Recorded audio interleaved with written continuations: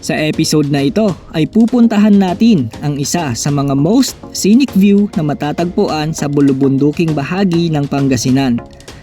What's up guys? Panibagong araw, panibagong lugar na naman ang ating dadalawin sa araw na ito. Kilala ang Pangasinan sa mga naggagandahang beaches. Pero alam mo ba na may mga nakatago pang magagandang tanawin na siguradong mapapa-unwind ka? Mula sa bayan ng mga Tarem ay kailangan mo lang bumiyahe ng halos 45 minutes para marating ang Daang Katutubo, Mapita View Deck. Alam mo ba na ang Daang Katutubo ay isang kalsada na matatagpuan sa bayan ng Aguilar? Ito ay sinasabing isa sa mga pinakamagagandang kalsada sa Pilipinas dahil sa scenic view nito. Tanaw ang mga burol ng probinsya ng Pangasinan habang ikaw ay naglalakbay sa malawak na kalsada nito na siya ring nagbibigay sa mga bisita ng tila walang katapusang pagkamangha sa tanawin. Ito ay isang daan na may habang 24.22 kilometers. Sa tuktok ng view deck, makikita ang magagandang tanawin ng kabundukan, mga bukid, at iba pa. Bukod sa mga tanawin ng kalikasan, maaari ring makita ang West Philippine Sea.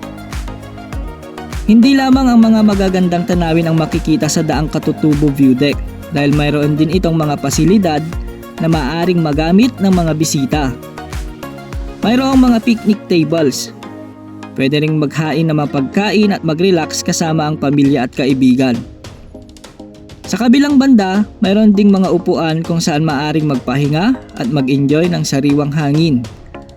Mayroong malawak na paradahan para sa mga bisitang may dalang sariling sasakyan. Ayon kay former DPWH Secretary Mark Villar, layunin ng Daang Katutubo na mapabuti ang access ng mga indigenous community gaya ng mga grupo ng Kankanaay, Bago at Ibaloy sa mga serbisyong panlipunan. Layunin din nitong mas mapabilis ang transportasyon at pag-ugnayin ang mga probinsya ng Pangasinan at Zambales. Posible rin umanong magkaroon ng intersection o pagsasalubong ng Daang Katutubo at ng ginagawang Daang Kalikasan. Halos nasa 70% ng tapos ang proyektong ito. Ang pagtatayo ng Daang Katutubo ay nakatutulong din umano sa mga katutubong pamayanan na makarating sa bayan ng mas mabilis, mas madali at mas ligtas. Ang Daang Katutubo View Deck ay hindi lamang isang magandang lugar na puntahan, ngunit ito ay patunay na mayroon tayong mga natural na yaman na dapat alagaan at ipagmalaki.